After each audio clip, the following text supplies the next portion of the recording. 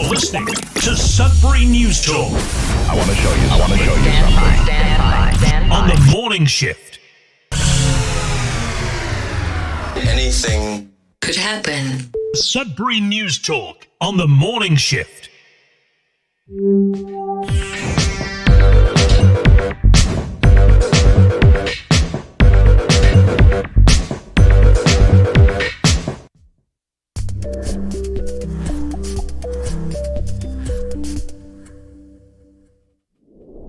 Good morning, everyone.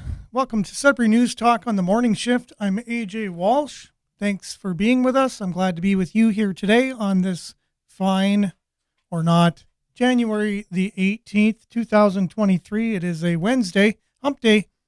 If you work a 9 to 5 or a 5-day work week, can be considered hump day. Welcome all you listeners on CKLU 96.7 FM on the radio, all you streamers at cklu.ca, where you click on the Radio Player Canada app and there's a streamer there. You can stream us. Also, you can download that Radio Player Canada app and listen to us anytime, anywhere on your favorite device.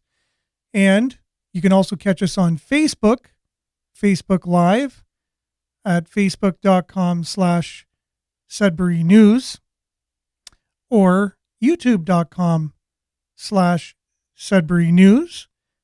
Currently, the comments have the circle of death on that part of our switcher. So I'll only be able to see people's comments on Facebook. So if you're watching on YouTube and you're commenting, I will not be able to see your comments. And however, already I see good morning, Chris. Thanks for being with us this morning. Well, good. Looks like the comments might come up and work here. Oh, good. It just took them about 20 times longer than usual to load. But yes, good morning, Chris. Thanks for being with us this morning. Thanks for being with us, all of the Facebook and YouTube moderators, which are able to, just make sure that everybody is being respectful online and not saying anything that's going to go against any community standards, even those standards of the community on YouTube and Facebook are entirely extremely unclear. I think it's the spirit of the law we understand. And I'm doing well, Chris. I'm doing well. Thanks for asking. Appreciate that. Hope you're doing good as well. Yeah, so the Facebook and YouTube standards or community standards, no one really knows, but I think it's the idea that everybody is just not trying to be offensive with one another or just trying to do the best we can to be respectful, and nobody's trying to go out of their way to offend somebody or do anyone harm, I think is the idea of that. So I appreciate that, and that somebody's at least trying to do that. Okay. Cool. Well, thanks again, Chris. Love our mods. I love mine. They do so much. I'm good. Thank you. And we're going to get into the weather very, very soon. You're wondering what the weather's like. So we're going to be getting right into that. And I just wanted to make an announcement, though, that we've reached a milestone, I guess you can say, of reaching 5,000 followers on Facebook. It seemed like it's taken so long. It was so easy to get to 3,000 and then 4,000. And then it just seemed like watching paint dry for the longest time, because I guess there was, some type of misunderstanding or something on on Facebook with moderation, right? So we want to make sure that we're on the up and up and we're communicating, just to make sure we're doing all that we can. So anyways, we've hit the $5,000, I wish, the 5,000 follower milestone. So thank you everyone for liking, sharing, subscribing, following, and all that stuff, and allowing us to grow and allowing this conversation to expand to more people This is a community conversation. We are Sudbury News Talk, live on the radio and social media. I'm glad that you are all with us. Good morning, Diane. Good morning, everyone, she says. Yep. And Jerome, hope you're feeling well and good this morning. I am. I hope the same for you. Good morning, David. Yes, this weather out here would require us definitely to stay safe. And there we go. We are ready to rock and roll with getting into some weather. And then we'll do a little bit of a sports update. And then there's many, many headlines to talk about and a deep dive today as well. So we do have a deep dive. We'll be back right after a little bit of weather and some sports.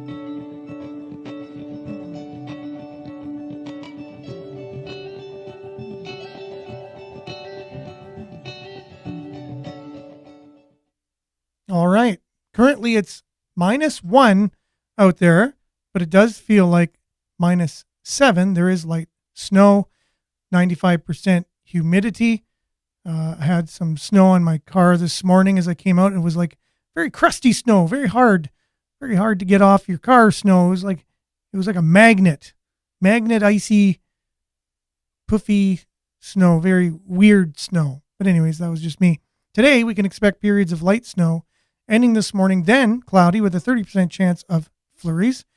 There is a risk of freezing drizzle early this morning. I don't know if it's still early in the morning, whatever that means. Is early morning 4 in the morning? Is early morning 9 in the morning? I guess it depends, but there is freezing drizzle this morning. Wind will be 20 to 40 kilometers per hour. High -2 today. The wind chill will feel like -9, however. UV index 1 or low. Tonight, overcast. Wind northeast 20 kilometers. Low of -10. Wind chill -8 this evening. However, -17 overnight. So it's going to dip quite cold tonight. But Thursday, cloudy. Periods of light snow beginning late in the afternoon.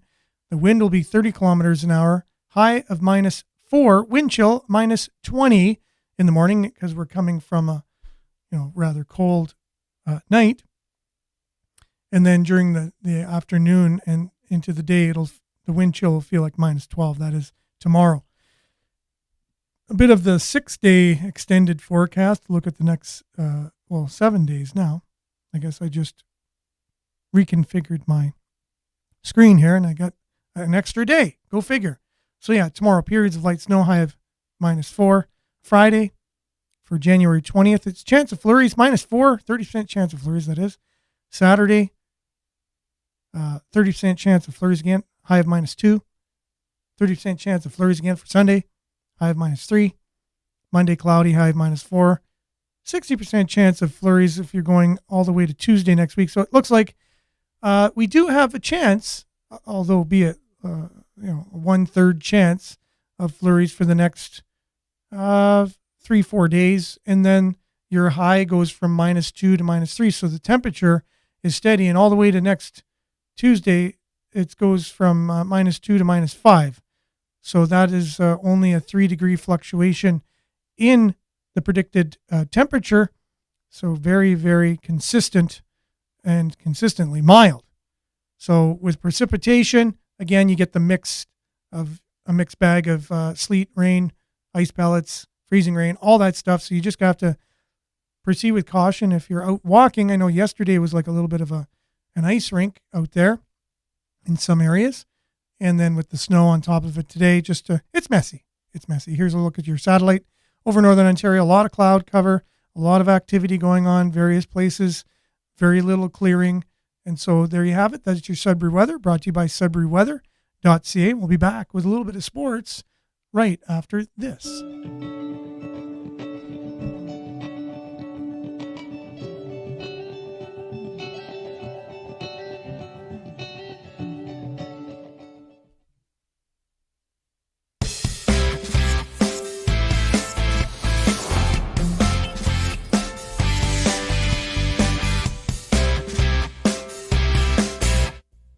All right, and your Sudbury Sports brought to you by that Sudbury Sports guy. Website, sudburysports.com. That is Randy Pascal. He's one of the best sporting reporters there ever was in the history of mankind, let alone in our city, doing all local amateur sports from the little guys all the way up to the big guys here in town. He has everything sports. You can catch all of his articles on SudburySports.com. He also writes freelance for Sudbury.com and Sudbury Star. So here you have it. Minor hockey coaches take on Toronto Maple Leafs alumni January the 21st. It's a fundraiser for the Nickel City Minor Hockey Association. The game will see the coaches taking on players like Rick Vive, Al Iafredi, and Mike Krushelnyski. That's January 21st. So if you want to support that game, you can get out and buy a ticket. And those are always fun, very fun to watch. We're just getting through here. So top prospects game, kind of an announcement that Alex Ferrand, a local boy who plays for the Sudbury Wolves, will be playing in the top prospects game in Langley, BC, January 25th. He says he just has to play his game the same way he got to where he is now. This is what he was asked. What is his plans for the game? He's going to play his game same way he got there, play hard-nosed. A 200-foot game, be responsible, enjoy the experience, and make the most of it. So that's Alex Friend. He's, congratulations, being invited to the top prospects game in Langley, BC. That is a very huge honor if you're a player, and basically goes to show the potential that he has and the future that he would have in the game of hockey. So congratulations to Alex Friend. Speaking of the Sudbury Wolves, they will be in action. There's a makeup game tonight, the game that they were not able to play due to the tragic death of the London Knights player who was from Russia, died tragically, fell to his death, unfortunately, from a balcony. And so a lot of OHL games were canceled. The day after that, the Sudbury Wolves included. So there's a makeup game. You can catch that game right here on CKLU tonight, 7:05 puck drop. And I believe that David Bowen will have the call on that one. That is your Sudbury Sports, brought to you by SudburySports.com. That's everything sports, brought to you by that Sudbury Sports guy, Randy Pascal, SudburySports.com. We'll be back right after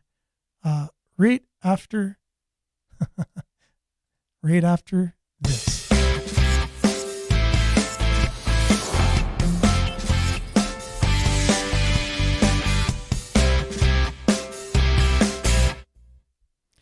You know, it's not very easy doing the technical aspects of the show, being on air, solo, and delivering it as well. Like making sure all the technical stuff works, make sure everything's working before the show. Like there's a lot of troubleshooting going on.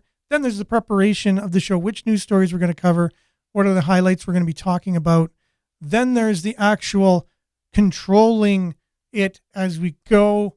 And there's little glitches and little things that you got to think of and watch out for. And so whenever there's a little glitch or whatever, I just have to let you know that it's, we're getting better. It's doing fine enough, but sad news to begin the show today. Underwater search and rescue team has recovered the body of a missing snowmobiler in a stair on Tuesday. I believe we have the story for that from CTV. So let's just check in on that. Sad story. Good Tuesday evening. Thanks for joining us. We begin with news that an OPP dive team found the body of a missing snowmobiler south of Sudbury today. It's a 53-year-old man from Burwash whose sled went through the ice on a lake near a stair after he headed out snowmobiling on Saturday. CTV's Alana Everson reports. The OPP teams, including recovery divers, headed to the site early Tuesday, where a snowmobiler was presumed to have gone through the ice.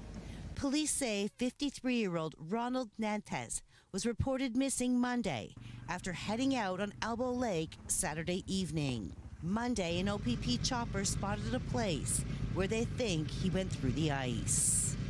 OPP Aviation did come across an area of open water where there was evidence of where snow machine did enter the water. Tuesday afternoon, the diving team recovered a body and police confirmed it's that of Ronald Nantes. Officers say he was not wearing a floater suit. Some people living on Elbow Lake say the ice is bad right now along parts of the shoreline and open in a narrow area. Police are reminding snowmobilers before heading out, it's important to check trail and ice conditions to let other people know your destination, route, and when you're expected to return. Ellen Everson, CTV News, Esther. Very, very sad news there, and condolences go out to the family and friends, and then that's just not, it's just not cool. Anyways, very sad news there. And also going along with that, I thought I shared this last night, but I guess I did not, and we'll get to just do some of the technical things here. Got to refresh the page, but the OPP were announcing that it's snowmobiler safety week or something like that. Hang on, where do we got this here? Yeah.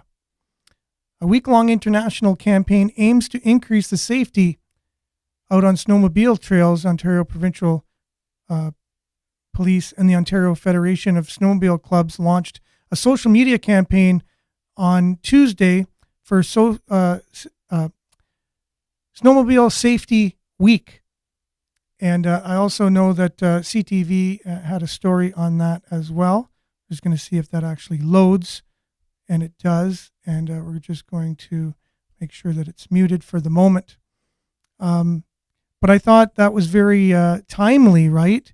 And unfortunate that, we have a fatality at the beginning of the launch of Snowmobile Safety Week. And it's very unfortunate. And anyways, I want to talk a little bit about that because I don't know, the ice doesn't seem to me anyways to be up to par with the weight of a snowmobile on it. It's been such a mild beginning to winter that I would caution anyone on a snow machine to not go on the ice yet. That's just me. Now, I'm not an authority on it. I haven't gone out and measured the thickness of the ice myself. However, I would just say, just from my sense of things, that the ice would not be thick enough given the temperatures that we've had so far this year. But anyways, here's a little bit of CTV's coverage of Snowmobile Safety Week. We'll be back right after this. And volume would help a lot. Thousands across the province, but experts say snowmobiling can turn deadly without proper planning. Completely tragic and preventable. The OPP and the Ontario Federation of Snowmobile Clubs paired up to launch International Snowmobile Safety Week. And one sledder shared his story of how his snowmobile plunged into icy waters last February. I felt my machine just kind of start to stutter. I thought I was on overflow, but it turned out I broke through the ice, started to go down, realized what I did, jumped off the side of the machine. Thank God I had my float suit on, saved my life. 14 people lost their lives last year during the 21-22 snowmobile season, and we've already tragically had 2 people lose their lives already this year in snowmobiling collisions and incidents. Impaired operations, safety equipment, and proper trail use were among the topics discussed during the social media campaign launch. The Sudbury Trail Plan says while it's still early in the season, many trails are open but with limited status. I would say over 50% are open right now, and we're slowly working towards more. Some of them that aren't open at this point are due to the fact that the lakes need to be staked. So we check the ice depth and stake them so that people can follow the lakes markers all the way through. And some of the lakes just aren't at that point or even near it yet. With many lakes and rivers still not frozen over, experts say the difference between life and death can come down to a matter of seconds if you fall through the ice. If you fall into frigid cold waters, you'll have approximately 1 minute to get your breathing under control. It'll be a shock to your system. You'll have approximately 10 minutes of meaningful movement and up to 1 hour before you become unconscious. So it's very important to wear a flotation device. Officials also add that it's always important to monitor weather conditions before you head out, to always have a plan, and to always let someone know where you're going and for how long you'll be out. Amanda Hicks, CTV News, Sudbury. Yeah, that's very good tips there for snowmobilers. And yeah, we can get to enjoy the winter that we have up here, the vastness, the lakes, the country and the trails. And it's just something that we also need to keep in mind that these can be dangerous machines if we're accelerating, we're going too fast with them. In areas where there's obstructions or other people, we can also harm other people. Then there's the getting out on the lakes. And you just heard from that particular person who luckily did not perish, but did go through the ice, was wearing a flotation suit. So that was good on him. If he wasn't, he said he would not have made it. So there's that. There's just so many things you just can't hop on these machines and just go. There's some things you need to keep in mind before you head out. So unfortunately, we've seen too many examples of that, and then a recent one as well. Jerome chimes in and says he's going to try and help us out on the show today. However, if he becomes a public figure, then he's subject to scrutinization, which is true. Yes, you will and can be scrutinized by putting it out there, Jerome. But I know you are not afraid of doing that one bit. And Diane said, sad news indeed. She used to snowmobile on Elbow Lake and Nepawasi as well. And I know a lot of us at Wanapate Lake used to measure the ice. And it was the last lake to freeze. Wait until snowmobile trail plan pegs go up on the lakes. Oh, interesting. Yeah, thank you very much for that.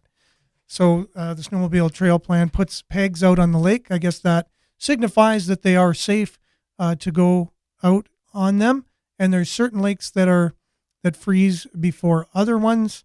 And again, just know what you're doing when you get out there, and be safe, everyone.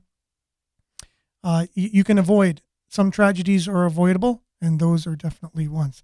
But you don't want to just stay in your house and bubble wrap either. You want to get out there and enjoy the weather and enjoy stuff. The things that we have to enjoy here. Here's a couple news stories right out of Greater Sudbury. The Sudbury budget. Let's just do this story first. So according to the city's plan, let's see, Sudbury City Council tables a draft budget with a 3.7% proposed tax hike for residents. That is what they were going for. They were trying to keep it as low as possible, but knew they had a target of around there. So they're proposing they're going to hit that. According to the city's plan, that would translate to an annual increase of about $122 for the average household, assessed at $230,000 in Sudbury, or roughly $10 a month. And then that was from the Sudbury Star. Sudbury.com says, no final decision yet on police, library, and health unit budgets. Greater Sudbury City of Sudbury Police want a 5.66% budget increase. Public Health Sudbury and Districts wants 3.17% increase. Penny Sutcliffe's salary, probably to pay for that, she was paid in excess of $800,000 in 2020, I believe. So that definitely would need an increase in the budget for that. More in municipal funding, and the Greater Sudbury Public Library Board seeks a 7.4% jump in municipal funds. So the police, Greater Public Health, Sudbury and Districts, and the Sudbury Public Library all want increases in their budgets. So yeah, so there you have it. That's set to go for Thursday, I believe. So we'll keep our finger on the pulse of the city budget. Jerry says why in large capital letters with 3 question marks after it. So taxes, death and taxes. That's the way we're beginning the show today. They're some of the things you can totally expect that are going to happen in our lifetime, for sure. Sudbury heart surgeon loses bid to have hospital privileges restored. A prominent heart surgeon in Sudbury, who brought a less invasive operating method to the north, has lost his latest court battle to have his hospital privileges restored at Health Sciences North. Now, this is an interesting one. I read the article last night. The individual, the doctor, was instrumental, what did bring this new procedure. Dr. Shukla, I'll say, and I apologize if I have mispronounced the name, but made headlines in 2014 when he brought transcatheter aortic valve implementation. We'll just call that TAVI or TAVI from now on. Transcatheter aortic valve implementation. So it's a new procedure he brought to Sudbury, to surgery. It allows the aortic valve to be replaced without first having to remove the old one.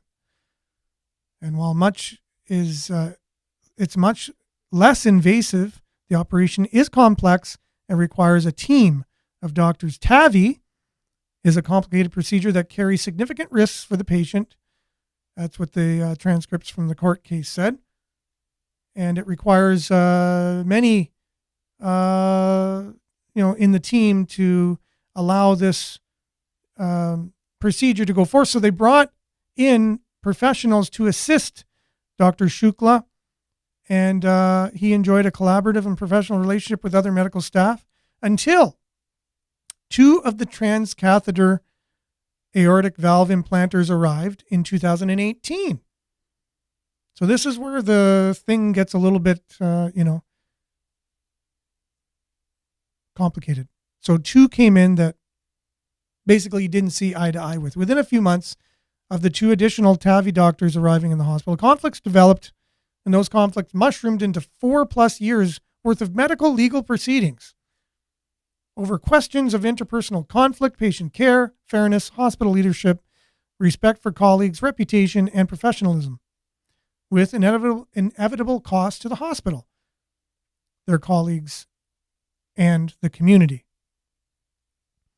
So basically, his medical, in 2022, HSN's Medical Advisory Committee informed Shukla that the hospital privileges were being revoked. That led to an appeal hearings beginning in January of 2021 by the hospital board, which heard evidence and submissions on Shukla's case over 15 days.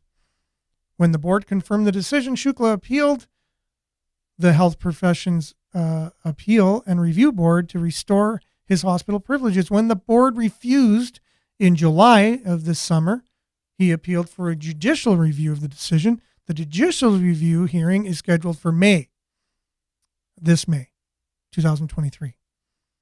At the same time, Shukla applied to the court to restore his hospital privileges with the judicial review is pending. His lawyer's arguments included the fact that his medical competence wasn't being called into question.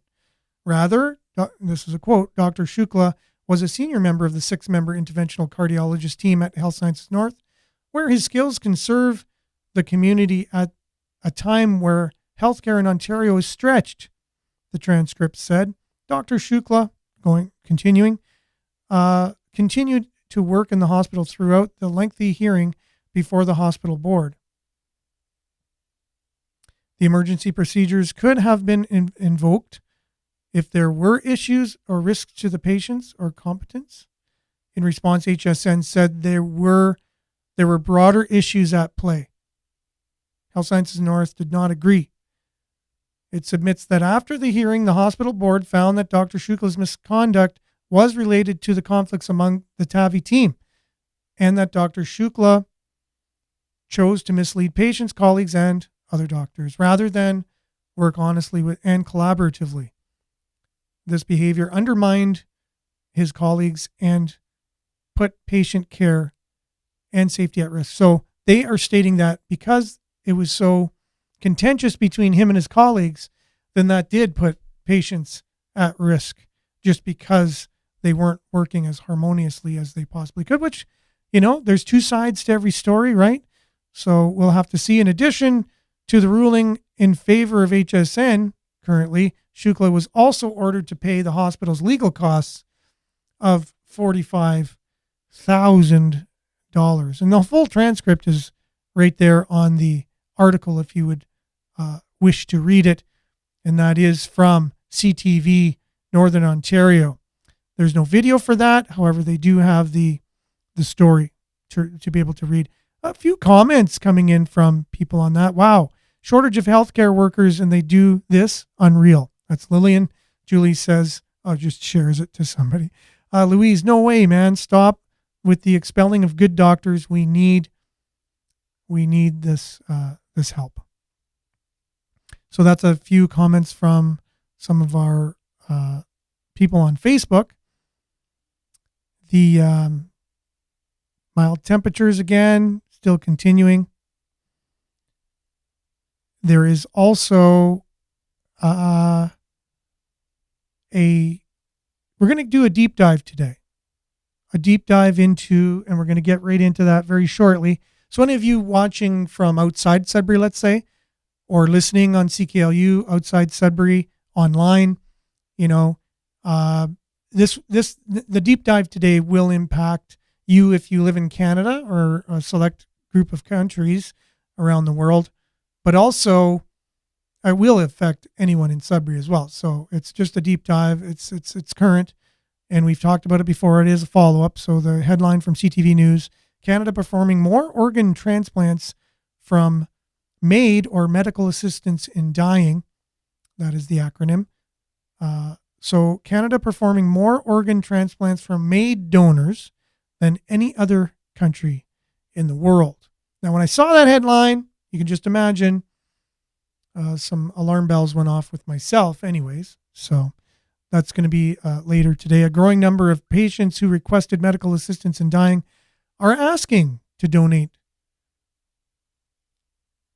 their organs for transplant, says an international review that found that Canada is performing the most organ transplants from MAID patients among the countries that offer this practice, which are only a few countries that offer this practice, by the way, worldwide. It's very controversial.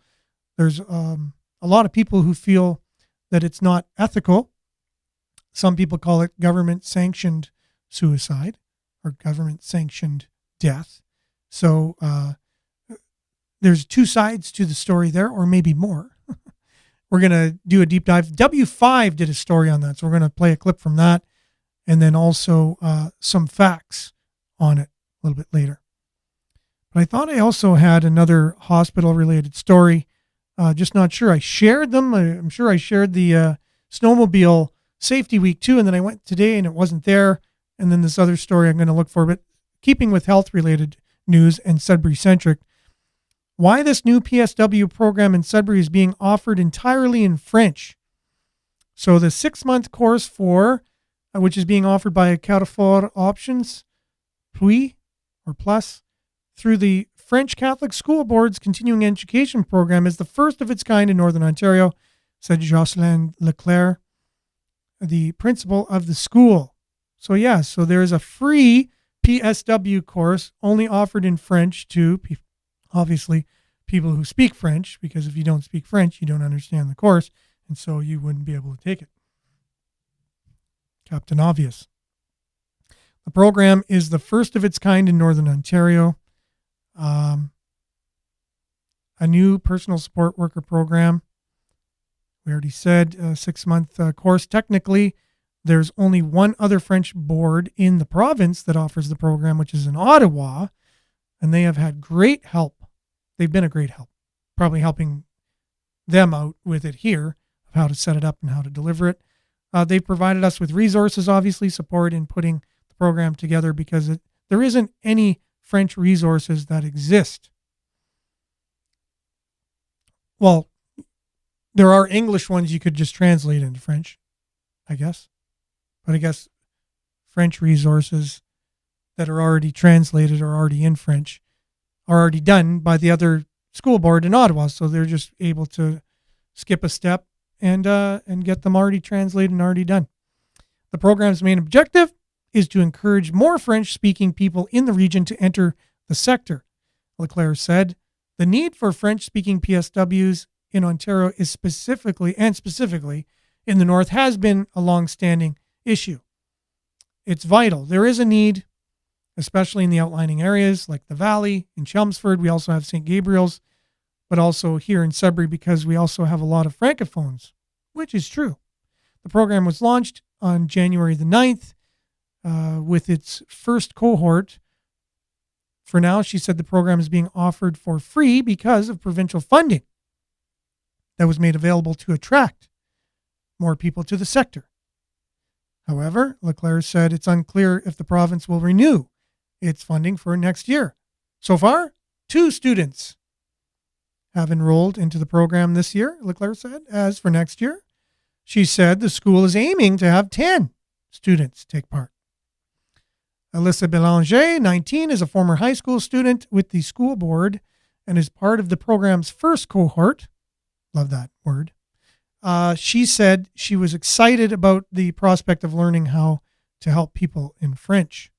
To me, it's vital because I grew up in a French community and I've seen the struggle that my grandparents have had with simple things like ordering their coffees or going to McDonald's. It's just important to me to be able to deliver these services in French and help them feel more comfortable in their long-term care facilities. So far, Belanger said the course is going well and is happy with the learning pace. Well, I guess there's 2 students. There's a lot of one-on-one going on there. Very easy to have the teachers. So there's possibly just as many teachers as there are students. She said she's hoping to be able to care for people at St. Gabriel's in Isilda, where she grew up. So there you go. There's a PSW, free PSW course if you are Francophone or know anyone who wants to get into the field and who could possibly benefit by not having to pay for the program themselves. And it is a condensed program. In only 6 months, they could be a bona fide certified PSW. You know where to go. Carrefour Francophone. Carrefour Options Plus. You can just go on the article. It is originally by CBC, reported from cbc.ca. Go on there or just click on the article on our website and get to how you can apply for that program. So the one story that I wanted to get to, that I thought I shared, was that Doug Ford is proposing to have medical services paid for, right? So clinics where you can, there it is. Not everyone in favor of private surgery clinics in Ontario. Concern expressed about whether private clinics would lure more doctors and nurses away from hospitals. So here you go. This is our universal healthcare system that was touted as being the greatest ever, a socialist healthcare system that your taxes pay for, that everything should have been covered for us. And, no one would go without healthcare. Okay, yeah, a little bit of a comment here from Diane. I'm a Francophone. My mom has had a hard time at a hospital being French only. I was translating, what the doctors and nurses were saying to her. Yeah, for sure. That is definitely an issue. There's no doubt about it. And it is very needed for this area, especially Sudbury, Timmins, this whole out Northern Ontario area. We're basically a lot of Francophone up here, and it's we need to have our services delivered in both official languages. It is definitely a need. So not everyone's in favor of private healthcare. Ontario's new plan to reduce the hospital surgery backlog, which there is one. COVID didn't help anything, but our healthcare system, broken as it was before COVID, totally smashed to smithereens during COVID. I guess it just exposed a lot of the cracks and made them worse. And then coming out of it, there's a lot of backlogs. A lot of people died.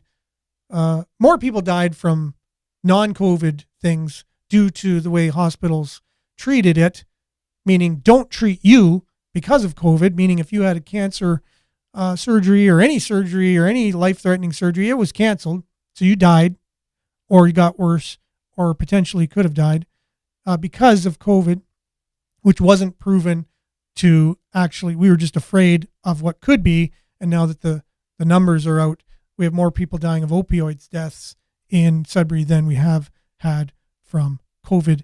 And then here's COVID-related deaths. We don't even know if they were COVID. So they tested positive while they died of something else. They were a COVID-related death. I hope you understand that. So the numbers we have of our COVID-related deaths were just deaths that they happened to have COVID when they passed away. So, but we do know an opioid death is not an opioid-related death. You died of an overdose, period. So we have more of those, way more than COVID. And we have way more people who've died because they couldn't get surgeries, couldn't get treatments because of COVID, than died of COVID-related deaths. So the numbers are accurate and are out now on that.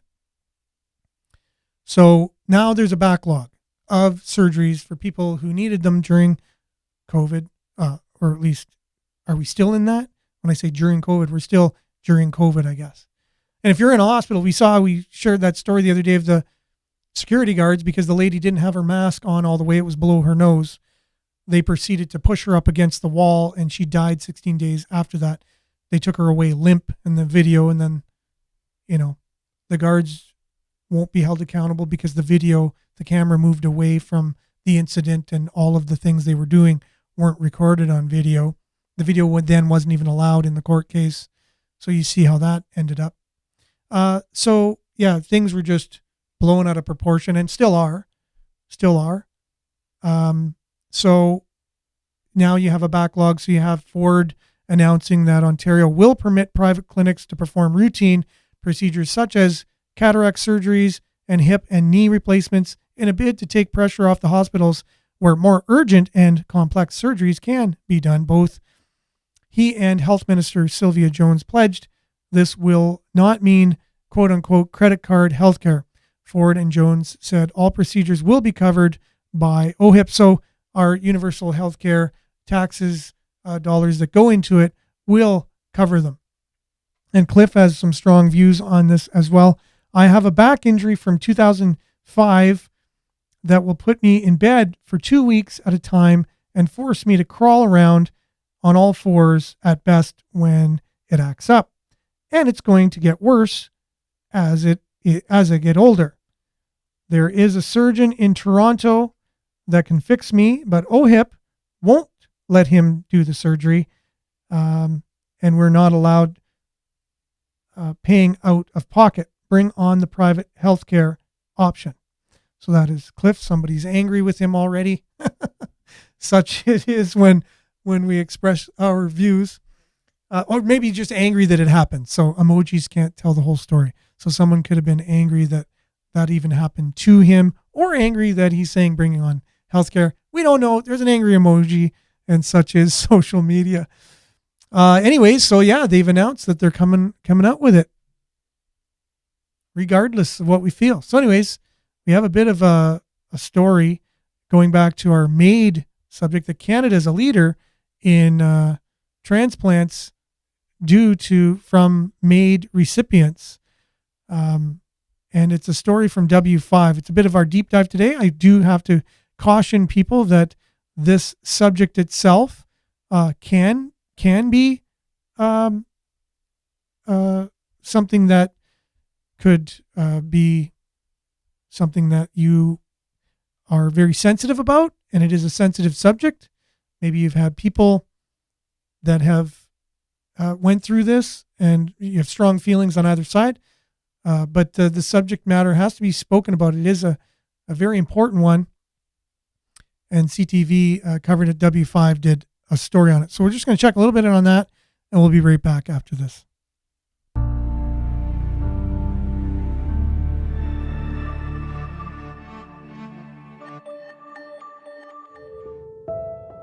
There are mental health workers across Canada who are frankly terrified about what the country is about to do in allowing mentally ill people to die with the help of a doctor or nurse.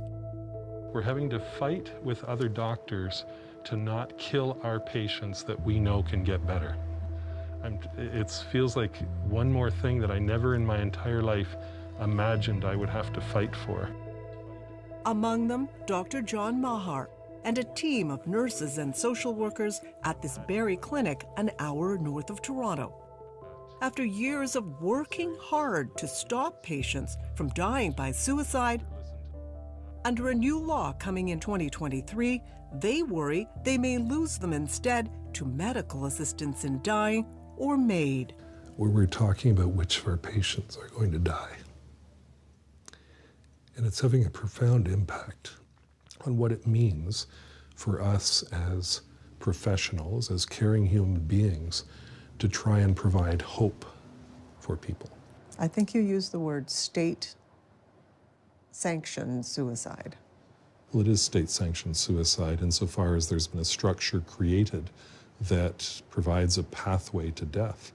I have a patient right now who's saying, I would never kill myself on my own, but I will kill myself with MAID because that's not suicide. I was like, oh, like this is like way less stressful, and I get to like work in a field that's like helping more people.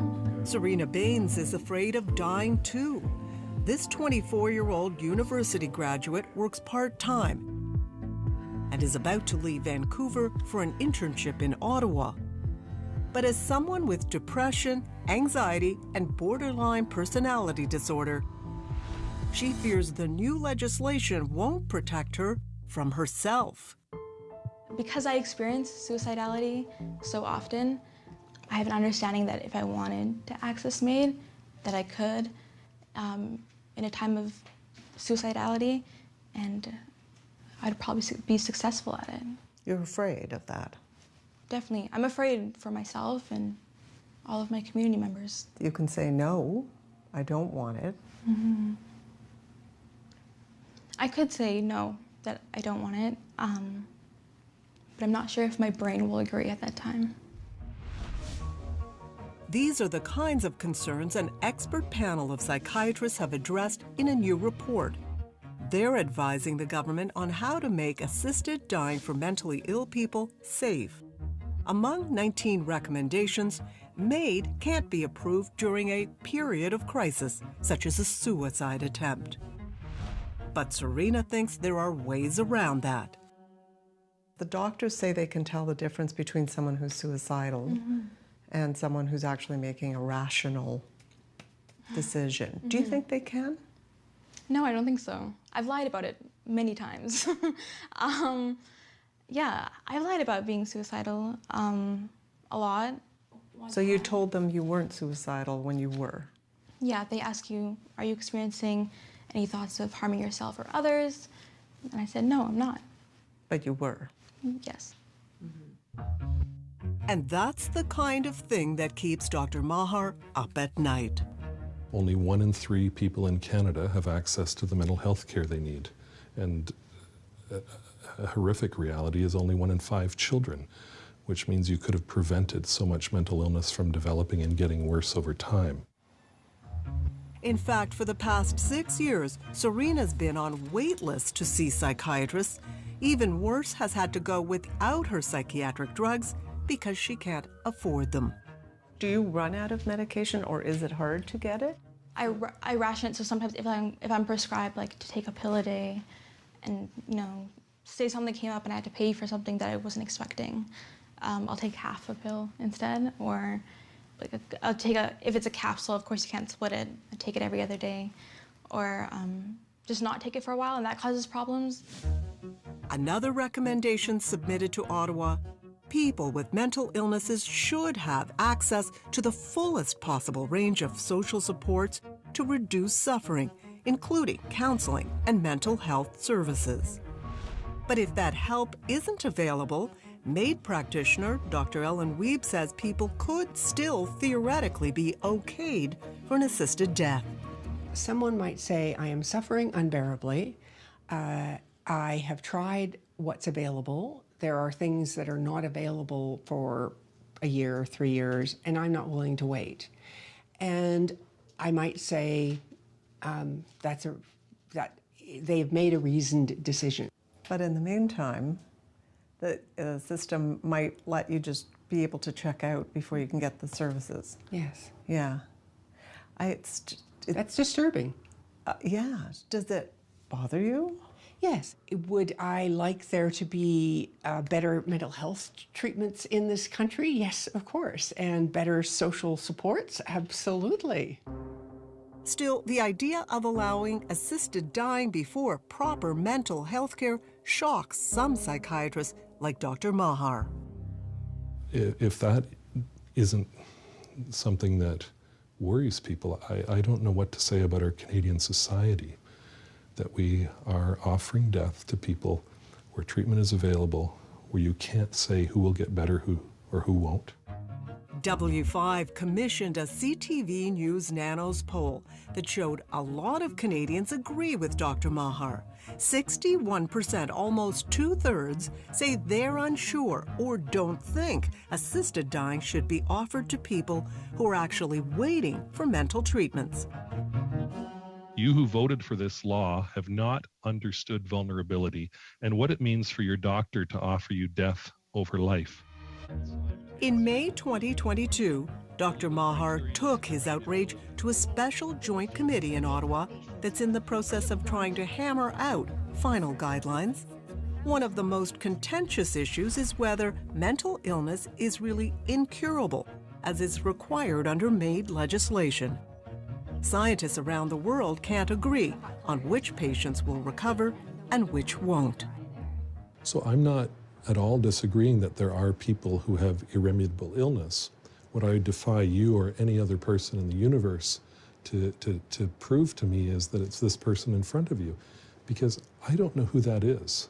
I have people come to me who get better after 5 years, after 10 years, after 15 years.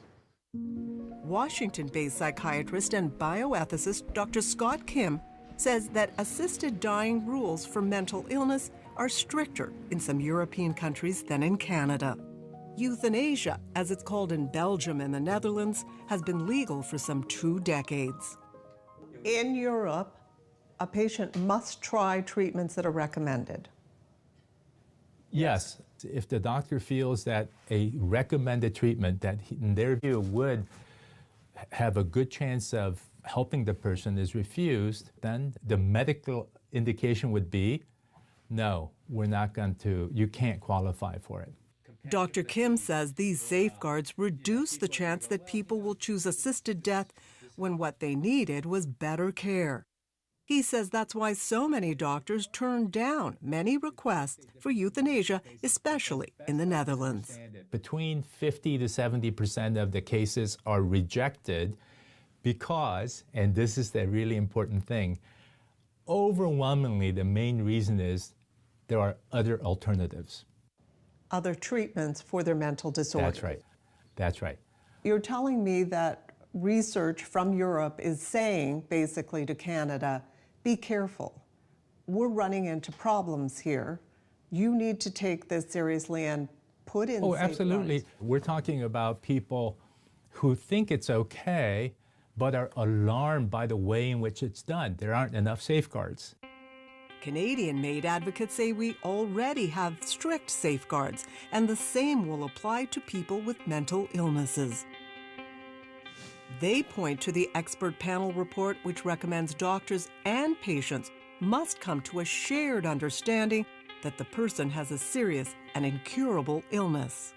Individually, assessors will look at what treatments they have received and say, but you haven't tried this or this or this, and these are really effective treatments in your condition, and you really should have tried those. And then the patient would have to convince me that there was a good reason not to try them. But Dr. Kim still isn't convinced that Canada's proposed safeguards are as effective as those in Europe.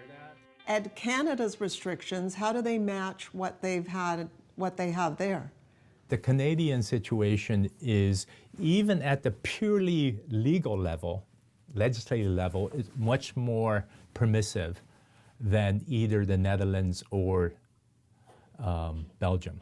So Canada would be the most liberal in the world in allowing medically assisted death from mental disorders. Oh, without a doubt. Without a doubt. So yeah, so he said that there's safety protocols in place in these other countries. So you have Canada, Spain, Belgium, and the Netherlands that take part in medical assistance in dying. And they refuse over 50% of their people that apply for it.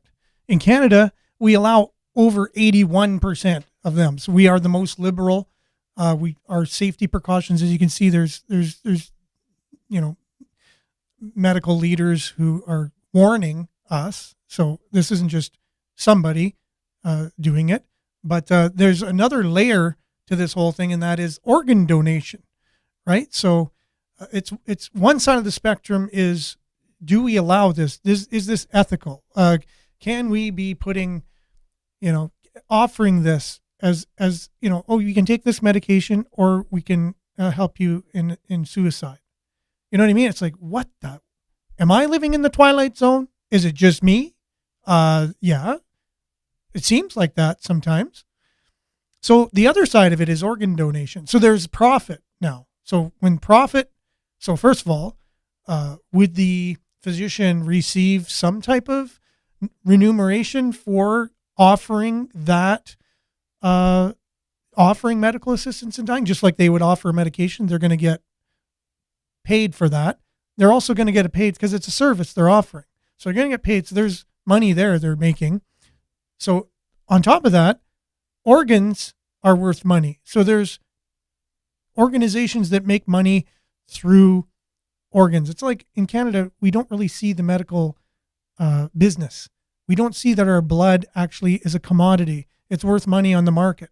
You go in the States, you give blood, they give you money because it's worth money. They take your blood and they sell it to someone else at a higher price. So you wholesale it to them. They then sell it to the retailers who give it to whoever needs it. In Canada, it's all universal health care. So they give you a cookie and a juice. In the States, you get $100. So your organs are actually worth, so a liver would be worth whatever, $100,000, $50,000. It's got an amount on it.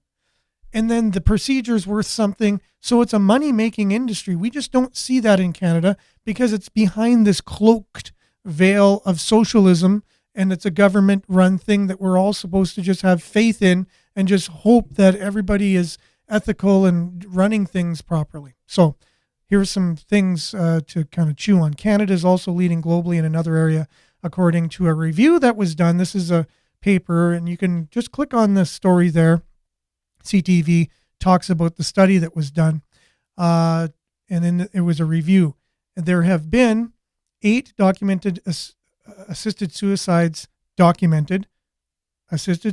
so far from MAID people in their homes, and out of that, 5 of those were transported by ambulance immediately, right from their home to the hospital.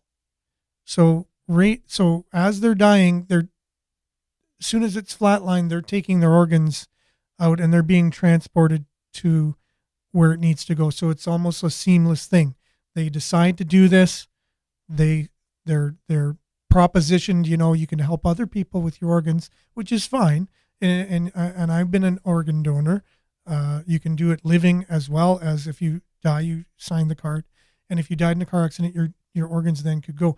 But they're offering this treatment of medical assistance in death, and then saying, well, also you could be an organ donor.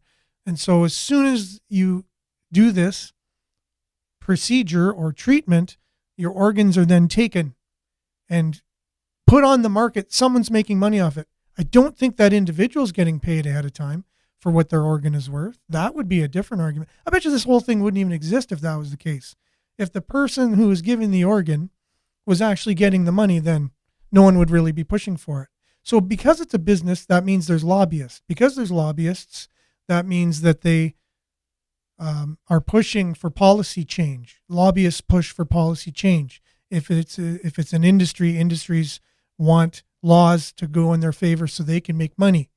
So this, if we take the money making out of it and then just purely talk about pain relief and treatment, and it's ethical if someone has a condition where, they decide out of sound mind they want to do this, that's a whole other thing altogether. My dad was told he had 3 weeks to live. He probably would have done this. He's still living today, 4 years later. So he would have made a decision to do this, but he's still alive 4 years later because they gave him 3 weeks to live because of his cancer, but his cancer went in remission. So there's been many people who had diagnosis of terminal cancer who decided to do this, I'm sure, who would have lived. That's a fact. Cancer can go into remission. Your depression, how many of you have been depressed before? Very depressed. Dark depressed. Where in that state, you could have actually wanted or signed a paper to do this. And then you came out of it and you're in a better circumstance. Anyways, very controversial. In 2022, Canadians learned that people in severe economic or medical crisis had been applying to die by assisted suicide because they could not cope with their challenges or pay their bills. So people in pain aren't getting the treatment they need. So they say, well, if I'm not getting the treatment I need, you're not offering it to me, this is the only choice I have. Or my bills are way too high, I can't afford to live, and they're applying for this. And then in addition, 8 military veterans who contacted the government were offered death without even asking for it, including retired Corporal, former Paralympian Christine Gauthier, who wanted to help to build her wheelchair ramp at her home. And then she testified to a parliamentary committee that a government caseworker offered her assisted suicide and even offered to supply the equipment. The federal government has said the employee no longer works there. So organ donation after euthanasia is a thing. It began in 2005 globally. And by 2017, it was developed for patients obtaining MAID from home. So anyways, keep your finger on that pulse. The government says that they are going to kind of hold off on this March deadline to allow people who suffer from depression or mental illness to be able to take this as a form of treatment, the last treatment they'll ever get. But we don't know. I think they're still going ahead with it. And we, unfortunately, have to pull the plug, speaking of pulling the plug, on the show because we're a little bit over time even. But thank you for being with us today. We really appreciate it. Bit of a deep dive. Thanks for making it tolerable. All your comments, I'm sorry I wasn't able to share a lot of them, but everyone can take the time to read them in the comments, and I encourage you to do that. And thank you so much for participating on this show, everyone. Thanks for being with us. We'll see you same time, same place tomorrow, right here on CKLU and on Facebook and YouTube Live. Stay tuned now for Earshot Daily on CKLU. Have a great one, everyone. Ciao.